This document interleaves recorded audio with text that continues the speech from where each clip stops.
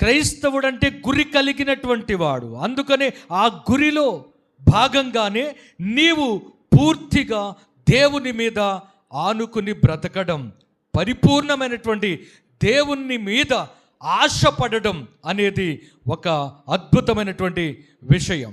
రాత్రికాల సమయంలో మనం మాట్లాడుకున్నటువంటి మాటలు మీకు గుర్తున్నాయో లేదో, నేను 4 ప్రత్యేకమైనటువంటి విషయాల కొరకు చెప్తూ దేని గురించి మనం మాట్లాడాము అని ఆలోచన చేస్తే, దేవుని యొక్క చిత్తమేమిటో మీరు పరీక్షించి తెలుసుకొనుడి అనేటువంటి భాగాన్ని మనం మాట్లాడుకుంటూ, దేవుని చిత్తం అంటే ఏమిటో మనం తెలుసుకుంటూనే దేవుని చిత్తం ఏంటి అని అడిగితే మొట్టమొదటిగా మనం మాట్లాడుకున్నటువంటి మాట దేన్ని మాట్లాడుకున్నాం? కృతజ్ఞతాస్తుతి చెల్లించడం అనేది దేవుని యొక్క చిత్తం. కృతజ్ఞతాస్తుతి చెల్లించడం దేవుని చిత్తం. కృతజ్ఞత అర్పణ చెల్లించడం దేవుని యొక్క చిత్తం. ఇది మొదటి మాటలో మనం మాట్లాడుకున్నాం. నీ జీవితంలో జరిగే ప్రతి కార్యములో కృతజ్ఞత దేవునికి చెల్లించడం, ఒక వ్యాపారాన్ని ప్రారంభించిన, ఒక దైవికమైనటువంటి స్వస్థత శరీరానికి కానీ ఆత్మకు కానీ జరిగినప్పుడు, మనస్సుకు కానీ జరిగినప్పుడు దేవునికి మనం ఏం చేస్తున్నాం? కృతజ్ఞత చెల్లిస్తున్నాం. అంతకు మించి ఈరోజు మనం ఇలా బ్రతికి ఉన్నామంటే, ఈరోజు మనం ఊపిరితో ఉన్నామంటే కేవలం దేవుని యొక్క కృప. అందును బట్టి మనం ఏం చేయాలని చెప్పాం? దేవునికి కృతజ్ఞతాస్తుతి చెల్లించాలని చెప్పాం. ఎందుకనంటే మనకంటే ఆస్తి, అంతస్తు, ఐశ్వర్యము కలిగిన వారు, బలము కలిగినటువంటి వారు, మనకంటే అందమైనటువంటి వారు ఈరోజు చూడలేక చాలామంది, ఈరోజు దైవ సన్నిధిలో పాల్గొనలేక చాలామంది ఇంటి దగ్గర ఉన్నవారు, కొంతమంది అయితే హాస్పిటల్ బెడ్ మీద ఉన్నవారు, కొంతమంది అయితే మంటికి మన్నుగా మారిపోయిన వారు కొందరు ఉన్నారు. బాధను అనుభవిస్తూ ఉన్నారు, దుఃఖాన్ని అనుభవిస్తూ ఉన్నారు, వ్యాధి బాధల చేత కొట్టబడుతూ ఉన్నారు. కాబట్టి ఈరోజు మనం దైవ సన్నిధికి వచ్చి నిలబడి ఊపిరితో దేవుని సన్నిధిలో నిలువబడ్డామంటే కేవలం ఆయన కృప. అందును బట్టి ఆయనకి ఏం చెల్లించాలట? కృతజ్ఞతాస్తుతి చెల్లించాలి. రెండవ మాటలో మనం చెప్పుకున్నటువంటి మాట దేవుని చిత్తము అంటే బాధ్యత కలిగి ఉండడం. ప్రతి విషయంలో కూడా బాధ్యత కలిగి నివసించడం. ఆధ్యాత్మికమైనటువంటి బాధ్యత, శరీర సంబంధమైనటువంటి కుటుంబ వ్యవహారాలలో బాధ్యత లేనటువంటి వ్యక్తి అతడు సరైనటువంటి క్రమములో నడవలేడు. కాబట్టి ప్రతి వ్యక్తి బాధ్యతతో వ్యవహరిస్తూ, తప్పును తప్పుగా ఖండిస్తూ, ఒప్పును ఒప్పుగా చూపించగలిగినటువంటి బాధ్యత నీ మీద ఉన్నది. ఒక తప్పు బోధ నువ్వు వింటున్నప్పుడు ఇది తప్పు అని చెప్పగలిగినటువంటి బాధ్యత కలిగి నువ్వు ప్రవర్తించాలి.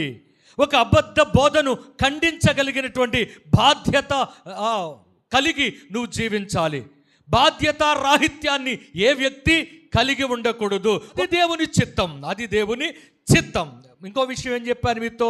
మీరు పరిశుద్ధంగా బ్రతకడం దేవుని చిత్తం. పరిశుద్ధంగా బ్రతకడం దేవుని చిత్తం అంటే పాపాన్ని చేయక, ప్రతి పాపాన్ని ఒప్పుకుని విడిచిపెట్టి పరిశుద్ధమైనటువంటి క్రియలు చేస్తూ పరిశుద్ధమైనటువంటి జీవితాన్ని గడపడం అనేది దేవుని చిత్తం అని మాట్లాడుకున్నాం. ఇక 4వ మాటకు వచ్చేటప్పటికి ఏం మాట్లాడడం గుర్తుందా మీకు? శరీరంతో మనము పాపము చేయకుండా ఈ శరీరాన్ని పరిశుద్ధంగా కాపాడుకునుచు ఈ యొక్క శరీరాన్ని దేవునికి సమర్పించడం అంటే సర్వ శరీరాన్ని సజీవ యాగముగా దేవునికి సమర్పించడం దేవుని చిత్తమై ఉన్నదని మనం మాట్లాడుకున్నాం. ఎందుకు ఈ విషయాలు మీతో చెప్పానంటే, మీరు పూర్తిగా దేవుని సన్నిధిలో దేవుని మీద ఆశ పెట్టుకోవాలి. ఆ ఆశ మీరు కలిగి ఉండాలి అనేటువంటి విషయాన్ని చెప్తూ, దేవుని మీద ఆనుకుని బ్రతికిన వారు ఎలా జీవిస్తారో మీతో చెప్పాను. ఆ దేవుని చిత్తమేంటో రాత్రికాల సమయంలో మీతో మాట్లాడాను. ప్రైజ్ ద లార్డ్, హల్లెలూయా. మొట్టమొదటిగా మీతో చెప్పినటువంటి మాట, దుప్పి నీటి వాగుల కొరకు ఆశపడుచున్నట్లు నా ప్రాణము నీ కొరకు ఆశపడుచున్నది. అంటే మనము పూర్తిగా దేవుని గూర్చినటువంటి ఆశ కలిగి ఉండాలని మనం నేర్చుకున్నా. రెండవది, మన ఆశ ఏమై ఉండాలంటే దేవుని యొక్క వాక్యము మీద మన ఆశ ఉండాలి, మన తృష్ణ ఉండాలి, మన ఆకలి దానిపైన ఉండాలి. అందుకనే మనం శుక్రవారం అయినా, నియామక కాలాలైనా, లేకపోతే ఇలాంటి సిద్ధపాటు కూడికలైనా, మరొక ఏదో ఒక ఆదివారమైనా మనం పూర్తిగా ఆకలితో రావాలి, ఆశతో రావాలి, దేవుని సన్నిధిని తృష్ణగొని ఉండాలి. అయ్యా, ఈరోజు నువ్వు నాతో మాట్లాడు ప్రభువా, నీ వాక్యము చేత నన్ను బలపరుచు ప్రభువా, నీ వాక్యాన్ని నేను భుజించాలనుకుంటున్నాను ప్రభువా.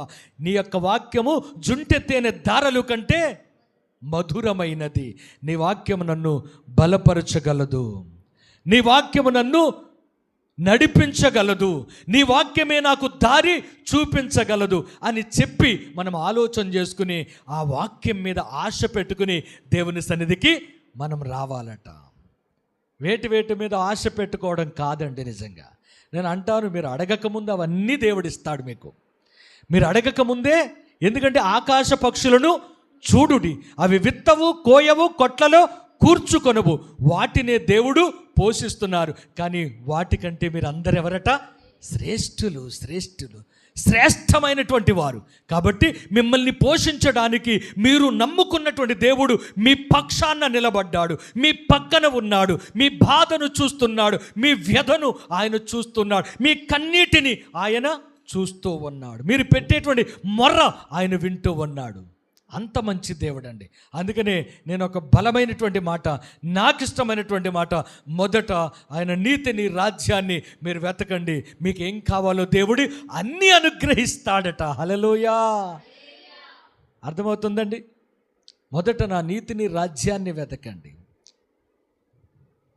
ఆయన వాక్యం మీద ఆశ పెట్టుకుంటే ఏది కావాలో అన్నీ అనుగ్రహించబడతాయి. నీ పేదరికంలో ఆయన నీకు సంతృప్తినిస్తాడండి. నీ లేమిలో ఆయన నీతో నిలబడతాడు, ఆయన నీ కష్టకాలంలో ఆయన నీతో నిలబడతాడు. కాబట్టి నేను అంటాను, ప్రియమైనటువంటి దేవుని బిడ్డ, దేవుని మీద ఆశ కలిగి ఉండు. దేవుని యొక్క వాక్యం పైన నువ్వు శ్రద్ధ కలిగి ఆసక్తి చూపిస్తూ ఆకలిగొనియుండు.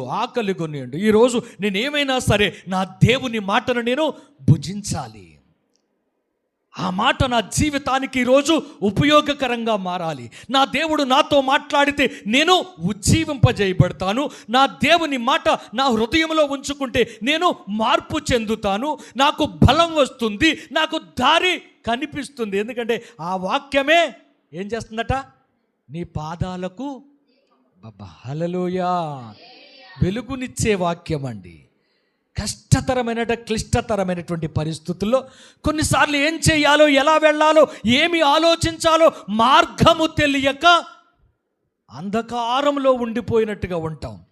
ఆ సమయంలో నువ్వు ఒక్కసారి నీ బైబిల్ గ్రంథాన్ని తెరిచి దేవుని యొక్క వాక్యము చదవడం ప్రారంభిస్తే దారి కనిపిస్తుందట. హల్లెలూయా. చీకటిలో కూడా వెలుగును చూపించేది దేవుని యొక్క వాక్యం. ఆ వాక్యం మనిషిని బ్రతికిస్తుంది, ఆ వాక్యం మనిషికి దారి చూపిస్తుంది, ఆ వాక్యము మనిషిని బలపరుస్తుంది. అందుకని ప్రతి పరిస్థితుల్లో వాక్యమే. వాక్యం చదివితే, వాక్యాన్ని మనం భుజిస్తే, వాక్యం మీద ఆశగొని మనం ఉంటే ఆ వాక్యమే మనల్ని బలపరుస్తుంది. పౌలు అనుకుంటు, నా పరుగు నేను తుదముట్టించాను, అది నా ఆశ నీ పట్ల. నేను అంతకుముందు ఎలా బ్రతికానో నీకు తెలుసు. పాపులలో నేను ఎటువంటి వాడినట? ప్రధాన పాపిని. అటువంటి నా జీవితంలో అపోస్తలుడైనటువంటి పౌలు చెప్పేటువంటి మాట అంటాడు, నేను పాపులలో ప్రధాన పాపిని, నేను ముందు దూషకుడను, హింసకుడను, హానికరుడను అయ్యున్నటువంటి వాడిని. కానీ ఎప్పుడైతే నీ దర్శన భాగ్యం దొరికిందో ఆ తర్వాత నా గురి మారిపోయింది, నా ఆశ మారిపోయింది, నా ప్రయత్నాలు మారిపోయినాయి. అన్నీ కూడా ఏంటంటే ఒకటే, నా పరుగు తుదముట్టించాలి, ఈ నడక దేవా నీ యొద్దకు చేరాలి. మధ్యలో ఆ విధంగా ఈ విధంగా మార్గాలు తప్పి తిరిగేవాడిగా నేను ఉండకూడదు. నా మార్గం ఏదైతే ఎన్నుకున్నానో ఆ మార్గములో నేను ఖచ్చితంగా ఆ గోల్ రీచ్ అవ్వాలి. మనకు కూడా అటువంటి ఆశ ఉండాలి. ప్రభువా, ఎన్ని ఆటంకాలు వచ్చినా, కలిమి లేమి ఇవన్నీ నాతో పాటు ఉంటాయి. ఒకవేళ నేను బాధల వలయాల చేత చిక్కబడినా కానీ నేను మాత్రం నా పరుగు తొడముట్టిస్తానయ్యా. అది తొడముట్టించేలాగే నా ఆశ. కాబట్టి దానికి నువ్వేం చేస్తున్నావు? సహాయం చేస్తున్నావు. మీరు కూడా అలాగే అనుకోవాలి. ప్రభువా, నేను ఒక మార్గాన్ని ఎన్నుకున్నాను. ప్రభువా, నీలో కొనసాగాలనుకున్నాను.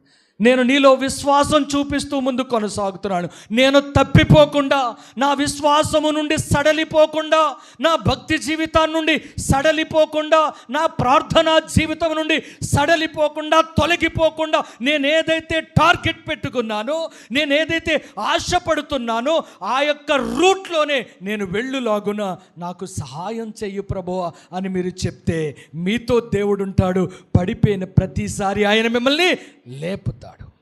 ఎందుకంటే మీరు పడిపోతూ ఉంటారు, మీకు తెలియకుండా. వెంటనే ఆయన మీ పక్షాన ఉన్నాడు. అది మన దారి కాదు అని చెప్పి వెంటనే ఆయన ముందుకు తీసుకొస్తాడు. మనం ఏదో రాసుకుంటూ వెళ్ళిపోతాం. దేవుడు ఏం చేశాడంటే తెలుసా? ఇదిగో పత్రిక రాసుకుంటూ వెళ్ళిపోతున్నట్టట. ఆయన చెయ్యి ఈయన పట్టుకుని ప్రభువారు ఏది రాయాలో చూపించాడట. హల్లెలూయా. ఎందుకంటే తెలియదు మనకు కూడా ఈ లోకంలో ఎలా ఉండాలో. ఈ ప్రపంచమంతా చుట్టూ చూసినప్పుడు ఎంత భయంకరమైనటువంటి విషయాలు ఉన్నాయో, ఎలా వెళ్ళాలి, ఎలా జయించాలో మనకు కూడా అర్థం కాదు. అటువంటి అర్థం కానటువంటి పరిస్థితుల్లో, అటువంటి చీకటి పరిస్థితుల్లో వెలుగుగా నింపబడి ఆయనే వెలుగుగా మన దగ్గరకు వచ్చి మనకి దారి చూపించగలడు. అడ్డుబండగా ఉన్నటువంటి ప్రతి బండను ఆయన పక్కకు నెట్టి నీకు దారి చూపించగలడు. ఎప్పుడో తెలుసా? నీకొక గురి ఉన్నప్పుడు, నీకొక గమ్యం చేరాలనేటువంటి ఆశ ఉన్నప్పుడు, ఆ ఆశపడే ప్రాణాన్ని దేవుడు తృప్తిపరుస్తాడు. అందుకంటున్నాడు, మీరు ఆశ కొంటున్నారా? ఆ ఆశను నేను ఏం చేస్తానట? ఫుల్ఫిల్ చేస్తా. దాన్ని నేను నెరవేర్చేలాగా మీతో పాటు మీ కూడా ఉంటాను. ఒకటి, ప్రభువు పైన ఆశ పెట్టుకుని మనం ఉండాలి. రెండవదిగా మీతో చెప్పినటువంటి మాట ఏంటి? వాక్యము మీద ఆశ పెట్టుకుని మనం ఉండాలి. మూడవదిగా మీతో చెప్పిన మాట, ఆయన ప్రసన్నత చూడాలనేటువంటి ఆశ మనతో ఉండాలి, మనలో ఉండాలి. నాలుగవదిగా, ఆఖరిదిగా, మీరు గురి యొద్దకు పరిగెట్టాలనేటువంటి ఆశ, ఆకాంక్ష మీలో ఉన్నప్పుడు దేవుడు మీకు సహాయం చేస్తాడు.